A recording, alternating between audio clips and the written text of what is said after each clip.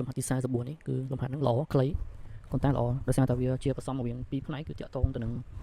ងជាប់ភាសាបរិមាណចំណាមួយហើយមួយទៀតគឺជាប់ភាសាធម្មពលឬមួយក៏យើងប្រើតាមទស្សនីយបទធម្មពលមួយក៏បានដែរវាពីរផ្នែកអញ្ចឹងហើយលំហាត់តូចៗអញ្ចឹងគឺអាសាគេប្រើនៅក្នុងលំហាត់ដូចជាពួកគុយ CM អីអញ្ចឹងណាបាទគឺលំហាត់ដាក់គុយ CM ទៅយើងគេនិយាយបានមួយតូចល្មមយើងស្រួលធ្វើបាទអញ្ចឹងយើងទៅអានប្រធានតិចទៅគេថាមិនលំហាត់ទី44គេថាក្បាលគ្រាប់មួយមានម៉ាស់4ក្រាមបាទអញ្ចឹងគ្រាប់គេថាគ្រាប់គេគប់អីអញ្ចឹងបាទត្រូវបានបាញ់ចូលទៅជាប់ក្នុងប៉ោលឈើមួយដែលមានម៉ាស់នេះ2.996គីឡូក្រាមហើយយើងឃើញលេខកន្លែងហ្នឹងញ៉ៃដោយសារតែគេចង់យកអាហ្នឹងបូកទៅនឹង4ក្រាមហ្នឹង4ក្រាមវាត្រូវបែកជាគីឡូក្រាមវាទៅជា0.004អញ្ចឹងបូកជាប់ប៉ុណ្ណេះឃើញ3គីឡូបាទហ្នឹងហើយអញ្ចឹងមិនឃើញលេខញ៉ៃគឺដាក់ប៉ុណ្្នឹងហើយបាទប៉ោចេញពីទីតាំងលំនឹងដល់ល្បឿន 0.5 ម៉ែត្រក្នុងវិនាទីបាទអញ្ចឹងបន្ទាប់ពីប៉ោត្រូវគេបាញ់ចូលទៅបន្ទាប់វានៅស្ងៀមអញ្ចឹងនៅពេលណាដែលវាគេបាញ់ចូលទៅវាចេញដោយសារតែអានេះវាទៅកិច្ចវាអាក្របទៅកិច្ចវាហ្នឹងវាទាំងក្របទាំងអាប៉ោហ្នឹងវាទៅ 0.5 ម៉ែត្រក្នុងវិនាទីអញ្ចឹងគេថាមិនគេថាចូលគេនិយាយល្បឿនរបស់ក្របតែអាក្របដែលហមមកបុកអាឈើហ្នឹងក្នុងល្បឿនវាផ្លាស់ទីក្នុងល្បឿនមែនបាទនឹងកម្ពស់អីគេធៀបនឹងទីតាំងលំនឹងដើមបាទនេះអញ្ចឹងលំហាត់ហ្នឹងវាខ្ញុំទៅ search ក្នុង Google វាចេះនេះរូបគេណាគាត់ថានេះវាគ្រាប់ដែលយើងហោះមក4ក្រាមអញ្ចឹងមិនដំបូងអាប៉ោយើងនៅស្ងៀមអញ្ចឹងឈើអញ្ចឹងណាម៉ាស់ដែលថា2.996គីឡូក្រាមគឺអក្សរអឹមធំហ្នឹងហើយអញ្ចឹងនៅពេលដែលវាបុកមកថាវាឈើវាបុកទៅវាបៀមគ្រាប់ក្នុងឃើញទាំងបៀមចូលទៅវាឡើងទៅ3គីឡូក្រាមកន្លែងហ្នឹងនៅពេលហ្នឹងគឺដោយសារតែអាហ្នឹងវាបុកវានេះវាមានល្បឿនដែរវាឡើងទៅ 0.5 ម៉ែត្រក្នុងវិនាទីដែលយើងគេប្រាប់មកអញ្ចឹងណាអញ្ចឹងដោយសារតែអាហ្នឹងវាមានល្បឿនអញ្ចឹងវាហោះឡើងទៅលើនេះដល់ហោះឡើងមកដល់កន្លែងហ្នឹងហោះដល់đấyគឺវាឈប់ហើយវាឡើងបានកម្ពស់ធៀបទៅនឹងទីតាំងលំនឹងដើមទីតាំងលំនឹងដើមគឺនៅកន្លែងហ្នឹងនេះអាហ្នឹងគឺទីតាំងលំនឹងដើមអញ្ចឹងវាឡើងដល់កម្ពស់ហ្នឹងកន្លែងហ្នឹងអញ្ចឹងគេសួរយើងតើអាហាសហ្នឹងស្មើប្រមាណម៉ែត្របាទទី1ទី2ទី1គេសួរនេះតើនេះអាល្បឿន velocity u នេះស្មើប្រមាណម៉ែត្រក្នុងវិនាទីបាទគឺយើងទៅមើលចម្លើយទៅបាទតោះអញ្ចឹងចម្លើយគឺគេអានេះល្បឿនរបស់គ្រាប់និងកម្ពស់ធៀបទីតាំងលំនឹងដើមបាទអញ្ចឹងដូចថាអញ្ចឹងគឺមួយផ្នែកដំបូងគឺយើងត្រូវប្រើតាមច្បាប់រក្សាបរិមាណចលនាទៅបាទអញ្ចឹងដោយសារតែយើងប្រើច្បាប់រក្សាបរិមាណចលនាគឺយើងត្រូវរកបរិមាណចលនារបស់មុននឹងកិច្ចជាមួយកោណកិច្ចអញ្ចឹងបើសិនបើយើងសិក្សានៅក្នុងច្បាប់រក្សាបរិមាណចលនារបស់មុននឹងកិច្ចយើងប្រើមុននឹងកិច្ចគឺ PI យើងយកអាម៉ាស់តូចគុណជាមួយនឹង VI ល្បឿនរបស់គ្រាប់មកពួកអីដោយសារតែអាអឹមធំនេះអាម៉ាស់ដល់ប៉ោហ្នឹងគឺវានៅស្ងៀមអញ្ចឹងកន្លែងគឺបូក0បាទអញ្ចឹងកន្លែងគឺត្រូវបូក0ក៏បានដែរដាក់បូកនឹងអឹមធំឲ្យគុណ0ទៅតែដោយសារតែគុណ0ទៅ0ទៅដែរដោយសារយើងចេះធ្វើហើយអញ្ចឹងជាប់បរិមាណចលនាដំបូងគឺស្មើនឹងអាម៉ាស់តូច4ក្រាមគុណល្បឿនរបស់គ្រាប់វាទៅបាទអញ្ចឹងយើងទៅមើលតើកោណកិច្ចហើយបរិមាណចលនាវារៀងនេះបរិមាណចលនារបស់គ្រាប់ប៉ោនេះតាអាហ្នឹងគឺចូលគ្នាដោយសារតែបៀមអញ្ចឹងមានខ្លះជាគ្រាប់ឯប៉ោរបស់តែមួយហើយបាទអញ្ចឹង PI វាស្មើនឹង m បូក m ធំបាទនេះគឺគ្រាប់អានេះគឺអាឈើនេះ2គីឡូជាងហ្នឹងហើយ VI វាស្មើប៉ុន្មាន VI វាគឺ 0.5 ម៉ែត្រក្នុងវិនាទីព្រោះនៅពេលដែលបុកទៅអាពីរហ្នឹងបៀមជាមួយគ្នាអញ្ចឹងវាត្រូវផ្លាស់ទីល្បឿនជាមួយគ្នាហើយអញ្ចឹងគឺ 0.5 ម៉ែត្រក្នុងវិនាទីកន្លែងហ្នឹងបាទអញ្ចឹងយើងធ្វើទៅតាមចលនាសាស្ត្របរិមាណចលនាយើងបាននេះ PI ស្មើ PF PI គឺស្មើនឹង MPI PI របស់យើងគឺស្មើនឹង m បូក m ធំ VF អញ្ចឹងយើងចែករក VF ទៅបោះ m មកខាងនេះមកបា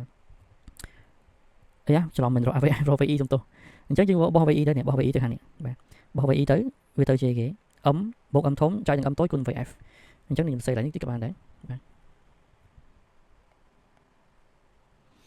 VI វាស្មើគេស្មើនឹង m បូក m ធំនៅលើ m VF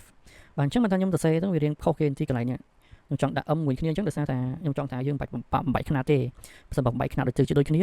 អាល្បឿននេះខ្នាតដូចគ្នាអញ្ចឹងណាអញ្ចឹងតាមយើងគិតទៅអានេះវាតូចមែនតើធៀបទៅនឹងអានេះអញ្ចឹងរកទៅច្បាស់ជាល្បឿនឃើញធំហីទោះជានេះតូចក៏ដោយអញ្ចឹង 0.5 ម៉ែត្រក្នុងវិនាទ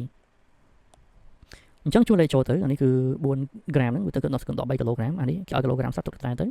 ៅអានេះ 0.5 អានេះ4ក្រស13អញ្ចឹងរកទៅឃើញគ្រាប់ដែលផ្លាស់ទីរបស់វាគឺផ្លាស់ទីល្បឿនដើមវាគឺ375ម៉ែត្រក្នុងវិនាទីហ្នឹងហើយអញ្ចឹងសំដួលអានេះកន្លែងនេះគឺយើងរកបានហើយគេនេះល្បឿនដើមរបស់គ្រាប់គឺយើងរកឃើញហើយតោះបន្ទាប់មកគឺយើងរកកម្ពស់ហាស់នេះតើនេះកន្លែងហាស់នេះតើពីកន្លែងហ្នឹងវាឡើងមកដល់កន្លែងហ្នឹងតើហាស់ហ្នឹងស្មើប្រមាណបាទនឹងធ្វើម៉េចបាទលោកគ្រូគាត់ស្រាយតាមអីគេតែប៉ុន្តែកន្លែងស្រាយតាមចលសាធម្មពលក៏បានដែរធម្មពលមេកានិកនេះគ្នាដោយសារតែយើងអត់មានគិតមានកកិតមានអីទេអញ្ចឹងមិនថាយើងអាចស្រាយតាមចលសាធម្មពលមេកានិកក៏បានដែរឬមួយក៏លោកគ្រូស្រាយកន្លែងហ្នឹងគឺ data ការគឺស្មើទៅនឹង W បាទអាហ្នឹងដោយសារតែយើងអត់ទាន់រៀនអត់គ្នា data កា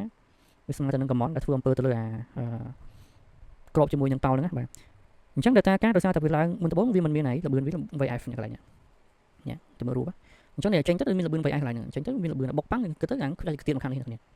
ាអញ្ចឹងឡើងមកដល់ខាងនេះវាឈប់ហើយបើវាមិនឈប់វាឡើងទៅទៀតហើយអញ្ចឹងនៅពេលដែលវាឈប់កន្លែងហ្នឹងថាកន្លែងគឺ V វាគឺស្មើ0ហ្នឹងបាទ V វាចុងក្រោយគឺស្មើ0អញ្ចឹងត្រង់ហ្នឹងគឺ tempo synthetic វាគឺឡើងមានហើយ tempo synthetic អាស្រ័យទៅលើល្បឿនបើសិនល្បឿន0ណា tempo synthetic ក៏ឡើងមានហើយកន្លែងគឺ0ហើយគឺ tempo synthetic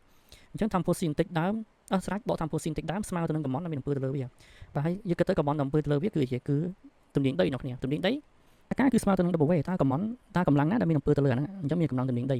ប៉ុន្តែយើងដឹងហើយកម្លាំងទំនាញដីគឺទាញចុះក្រោមអ្នកគ្នានឹងទាញចុះក្រោមតែអាកម្ពស់ហ្នឹងគឺផ្លាស់ទីឡើងលើអញ្ចឹងបានកន្លែងនេះគឺ command វាចេញសញ្ញាដកអ្នកគ្នាបាទដោយសារតែ MGH ហ្នឹងគឺអាហ្នឹងគឺ command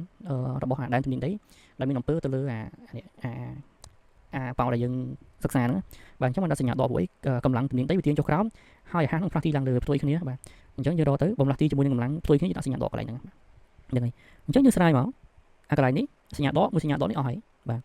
M បូក M នេះគឺអស់ហើយសម្រួលចោលទៀតអញ្ចឹងយើងរក H យើងបោះ G មកខាងនេះមកចាំខ្ញុំធ្វើមួយទីក៏បានដែរនេះគេដក M បូកជាមួយនឹង M នៅលើ 2 VS ការ៉េស្មើនឹងដក M បូក M G H បាទអានេះគឺ data តាការអានេះគឺ command នេះបាទ command ទំនាញដីអញ្ចឹងសញ្ញាដកសម្រួលអស់អានេះសម្រួលទៀតទៅបាទអញ្ចឹងនៅសល់គេ VS លើ 2 ស្មើនឹង G H អញ្ចឹងយើងរក A ទៅយើងបោះ G មកក្រោមនេះវាទៅជា VS ការ៉េនៅលើ 2G បាទអញ្ចឹងយើងរកឃើញហើយកម្ពស់ដែលអាចឡើងដល់គឺ